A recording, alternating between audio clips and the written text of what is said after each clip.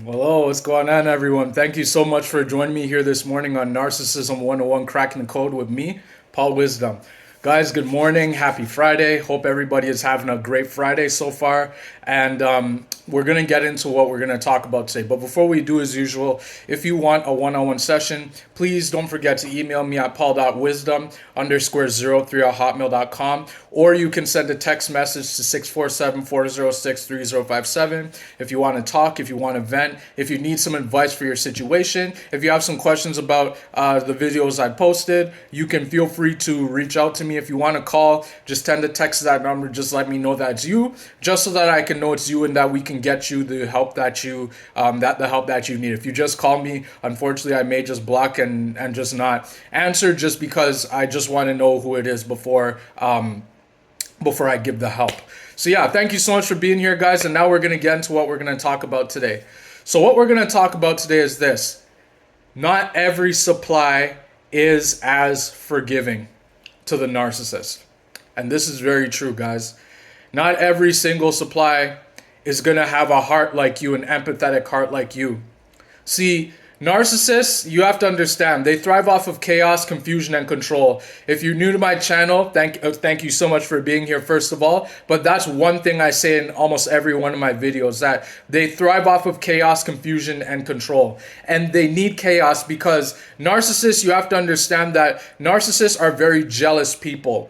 Narcissists are always running away from accountability. That's their kryptonite, actually. They hate being accountable. They can't be accountable because it's too much for them to face accountability. Because the narcissist, they didn't mess up just your life. The way that they've been screwing you over, they didn't just do it to you. They also did it to many people in their life, whether that's siblings, whether that's their parents, whether that's family members, whether that's on their job, whether that's with their friendships. Narcissists are always looking to destroy whatever it is that's in their lives. They can't have stability. They can't have happiness because that's not how they thrive. Because they have a disorder in their mind that does not allow for them to be happy. That does not allow them to be able to sustain relationships. Now, when it comes down to the supply sources, for example, so the supplies, these supplies could be, friends. It could be family, like we've been talking about, right? It could be their spouse,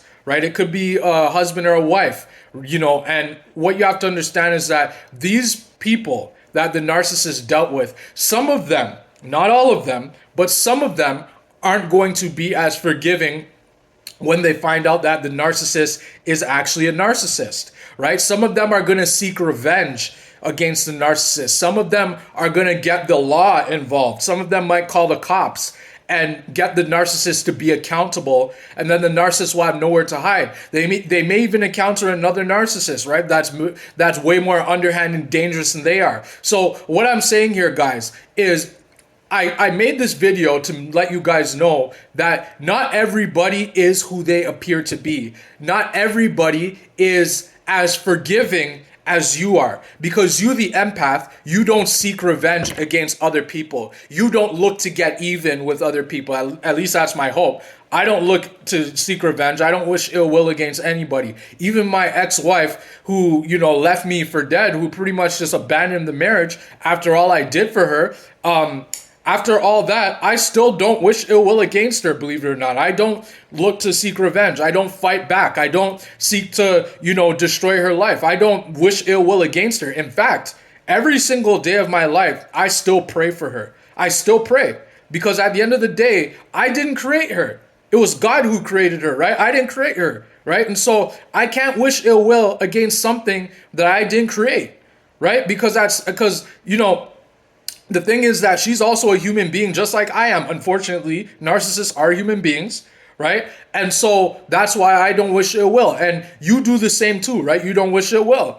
And so the narcissist, but what you have to understand though is not everybody is an empath. Not everybody is a good Christian person. Not everybody has good moral values the same way you do who's watched my video. Some people, they didn't grow up in stable upbringings, right? And so as a result, they don't have the same amount of love that you have, right? And so the narcissist, the new supply, or the supplies that lives that they've ruined, those supplies may be seeking revenge against the narcissist. They will seek to probably kill them even. They will look to get them back. Right? So what I'm saying, guys, is not every supply is as forgiven. And that's why I say, guys, do not, when the narcissist runs off and abandons you, do not warn the new supply. Don't try to reach out to them and say things like, yo, be careful, watch out, or you shouldn't be, going with someone like him or her, they're dangerous, or, don't do any of that, because chances are that new supply, that's the narcissist was actually telling them things about you, and they were bad mouthing you to that person, so that person already believes that you're a bad person. Or maybe not even that. Maybe that new supply is probably a narcissist as well, and they will seek to even destroy you, right? So it's in your worth to not think that everybody is as they appear to be. It's in your worth to stay in your lane, to mind your own business, and to not want to know what's going on with the narcissist and the new supply, right? Because I can tell you right now, if that new supply is not a narcissist, they will get what's coming to them. Don't you worry about that. I don't wish it will, but the truth is that when you get involved with evil is going to find you, right? That's what the Bible says in Proverbs, that if you try to find evil is going to find you. Right? Because it's just a matter of time before you get involved in the wrong things at the wrong times, and then you get yourself in trouble. Right? So what I'm saying here, guys, is the narcissist, not every new supply is going to be forgiving. Not every new supply is going to be who you are, the empath. Right?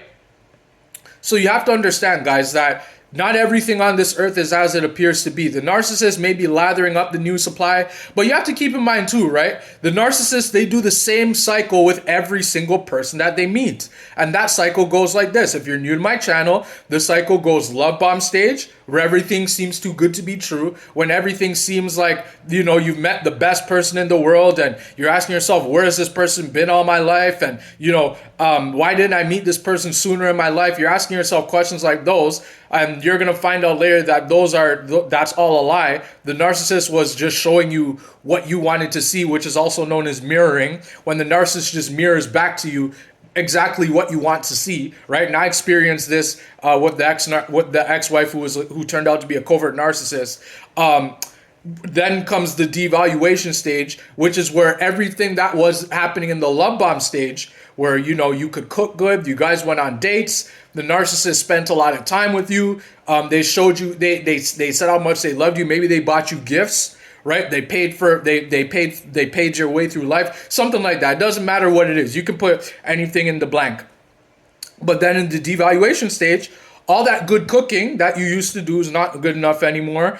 All those dates that you guys went on with, those dates aren't happening anymore. The narcissist doesn't even send a hello to you in text, even though in the love bomb stage, all you got was, hello, how are you doing? Hello, you mean so much to me. I love you so much. I miss you so much. I'm always thinking about you. You got all these things in the love bomb stage because that's when the narcissist is doing all their hard work to get you trapped in what is never going to be. That is also known as future faking. The narcissist future fakes people. They tell people things like, we're going to spend the rest of our lives together. We're going to have kids. We're going to live such a happy life. I can't wait to spend the rest of my life with you. You start hearing things like that, and then you believe it. Because the narcissist makes it seem that way, right? And they're a master manipulator, right? They manipulate people to think that these things will actually happen, when those things may happen, but then the narcissist at some point is going to be nowhere around to be found, right? Because narcissists, they know that every relationship that they enter, they're going to break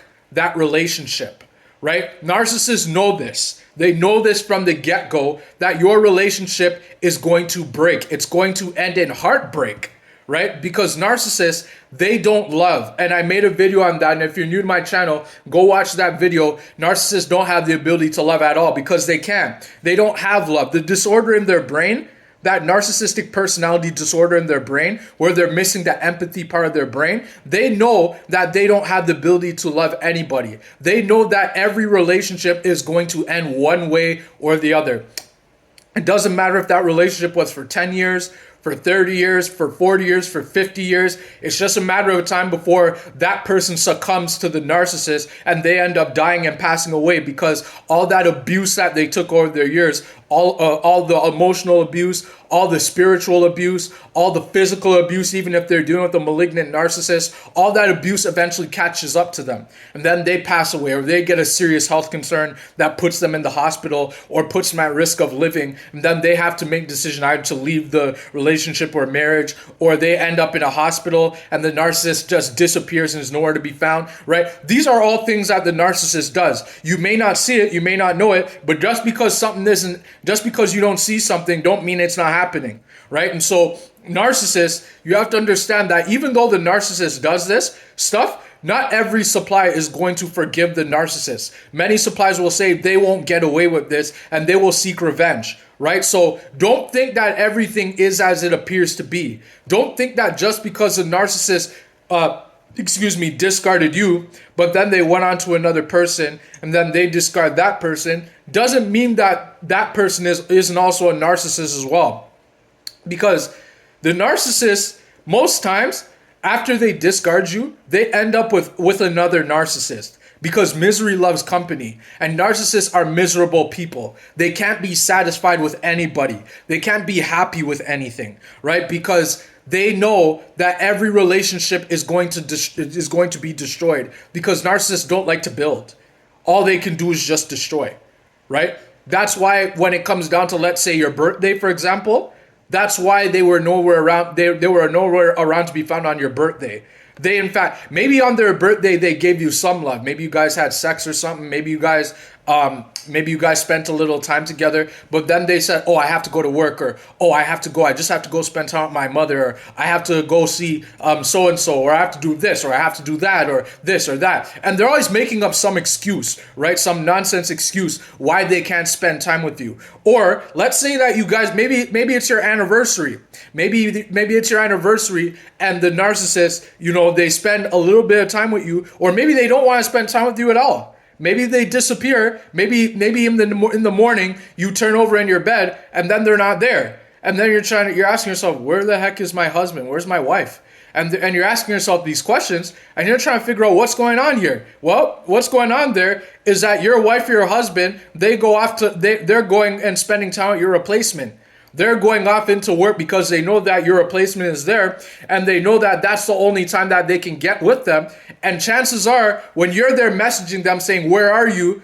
We're supposed to be celebrating our anniversary together," chances are they're reading that message with your replacement, and your replacement is laughing at you, and they also could be a narcissist as well. So don't think for a second that everything is going so good with the new supply, or the new supply is going to make the narcissist happy.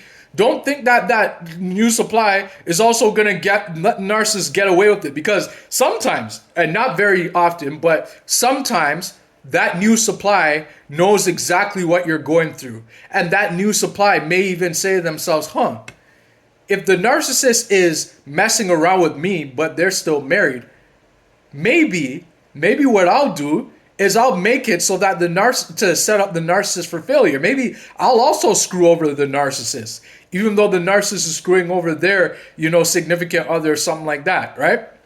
Because you have to understand, guys, what is supply? If you're new to this channel, what is supply? Supply is anything that lives and breathes, or any object, anything to the narcissist.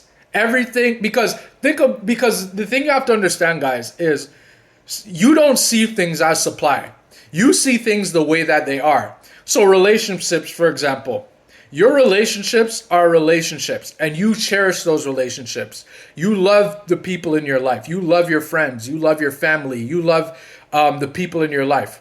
The narcissist, they make it seem as though they love the people in their life, but if another person comes along, the narcissist is gone just like that. And they end the relationship with that other person, and they go off to the other person.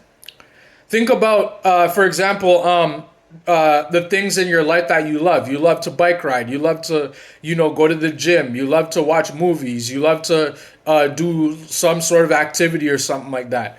The narcissist, whatever activity they're doing, chances are they only love that activity for the moment. Once another better activity or a better idea comes along, they're gone. Just like that. And they will drop that activity as if nothing happened. If they love to go to the gym, tomorrow they're going to love going to the theater. And then the next day they're going to love writing. And then the next day they're going to say, I don't like writing anymore. And then they'll say, oh, I love to, do this thing, or I love to do that thing, right? Narcissists are always on the go. Narcissists always want to be doing something. That's what supply is to the narcissist. They drop things, and then they throw them away, and then they go on to the next thing, and then they go on to the next thing, and then they go on to the next thing. Because narcissists are never satisfied. Narcissists can't be happy with just one thing or just one person. They always need to have at least 2 or 3 or 4 or 5 or 6 or 7 or 8 or 9 or 10 or thousands of other people in their lives in order to be satisfied. And even then, that won't satisfy the narcissist. That's why you could have been the best person to the narcissist. You could have, had a lot of money. You could have had a mansion. You could have had, 3 jobs. You could have had a business. You could have had everything, and you could have done this all for the narcissist. But then that would never be enough, because the narcissists are never satisfied, right? Because narcissists are always looking for new. Hence the term new supply, because it has to be something new. Right? And once that thing is no longer new anymore, that's when the narcissist throws it away and moves on to something else. That's why I think of a marriage, for example. The narcissist didn't look at you as a husband or wife. They look at you as supply, right? They look at you as something that they're going to throw away at some point. That's why they're always on the go. That's why they're always doing something. Right? They always need to be doing something, because they're running away from the demons that are always running in their heads 24/7, and their demons don't allow for them to ever sit still, because they're never satisfied, right? So understand this, guys, before I end this video. Narcissists, the new supply, they're not satisfied, and they will always, not every new supply is made equal. Some supplies will look to get revenge, and if you're new to my channel, you're not going to get revenge because you're an empath just like I am. You're not going to look to get revenge. But every other person, some other supplies, they won't be as forgiving when the narcissist throws them away. Many people will, some people will, go and heal and go get the help that they need because they didn't figure out early enough that the person they're dealing with is a narcissist. But then some other people, they won't figure it out. And they're going to always look to seek revenge and seek to, destroy the narcissist. And some of these people may even get it. They may get revenge. And they may even destroy or kill the narcissist, right? But the idea is not to seek revenge, right? Don't seek revenge against the narcissist. Don't try to fight them or try to explain yourself. Life is too short to have to explain yourself to anybody. You don't owe anyone an explanation. And I made a video on that some time ago. You don't owe anyone anything to anybody. And go check that video out, okay? So yeah, guys, so I hope that this video helped you out. If it does, like, subscribe, share a comment if you know what I'm talking about. I encourage you all to watch the videos I spoke on. I spoke on a podcast on my narcissistic experience. I really appreciate if you guys watch the videos and understand all the things that I went through and understand how I went through my narcissistic experience. And I hope that this video helped you out. Share it with somebody, because you may even be helping somebody who doesn't even know that they need help. And that's what we're trying to do. We're trying to raise awareness on narcissism so that people don't stay stuck with these evil people, so that people can actually get away from these people as fast and as far as they can. And that people can live their best lives, because we're only here for a short time. We're not here for a long time. We're here today, we're gone tomorrow. So we have to make the best use of the time we have on this planet right now and enjoy it while we have it. So I hope that this video helped you out. Thank you guys so much for being here, and I look forward to see you on the next video. Thank you so much.